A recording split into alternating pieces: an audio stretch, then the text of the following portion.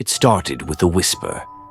At first, Emily thought she was imagining it, just the wind slipping through the old cracks of the house.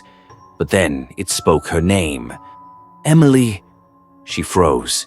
The voice was soft, almost pleading, but unmistakably real. It drifted from the hallway outside her bedroom, where the shadows stretched unnaturally long. Holding her breath, she crept to the door and peeked out. Nothing. She had moved into the house just 2 weeks ago, a last-minute rental deal that had seemed too good to be true. A spacious old Victorian home in a quiet town, offered at a fraction of its worth. The landlord was eager to have a tenant, and Emily, fresh out of college and looking for a peaceful place to start her new remote job, didn't ask too many questions. But now, standing alone in the dark, she regretted not asking more. The whispers continued for the next few nights, always around the same time, just past midnight. She would wake up, heart pounding, to the sound of her name being called. Sometimes it was close, as if someone were just outside her bedroom door. Other times it echoed from downstairs, curling through the halls like a chilling draft. Then the dreams began. In them, she was standing in the hallway, the wallpaper peeling away in long, curling strips. A shadow moved at the end of the corridor, just beyond her sight. No matter how fast she ran, she could never reach it.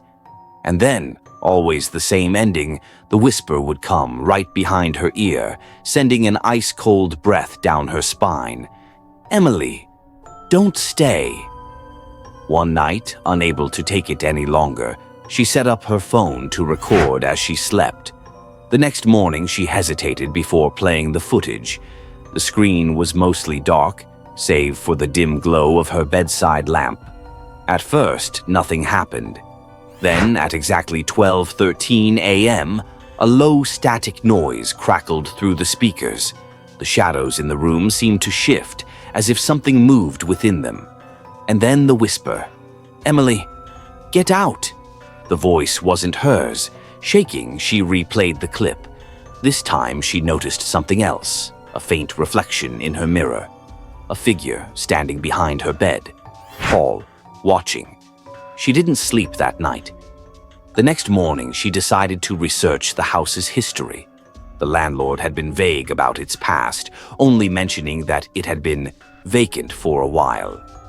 After some digging, she found an old newspaper article from over a decade ago. A woman named Rachel Morrow had gone missing, last seen in that very house. Her case was never solved. Some rumors suggested she had vanished inside the house itself, but there was no proof. Emily was no longer sure she needed proof. That night, she decided to leave. But as she packed her bags, the air in the room grew thick, heavy. Her ears rang, and a sudden dizziness washed over her. The whispers returned, but this time they weren't calling her name. They were screaming. The walls shook. The lights flickered. Her closet door slammed open, revealing darkness far deeper than it should have been. And then, emerging from that abyss, came the figure. Emily ran. She tore through the hallway, down the stairs, fumbling with the front door lock. The whispers grew louder, deafening, wrapping around her like unseen hands. Just as she thought she wouldn't make it, the door flew open, and she stumbled onto the porch. Silence followed. The house stood behind her, quiet and still, as if nothing had happened. She never went back. The next day, she handed over the keys to the landlord and left town without looking back. A week later, she received a call. "Emily?" It was the landlord's voice. "Are you sure you left everything behind?" Her blood ran cold. "What do you mean?"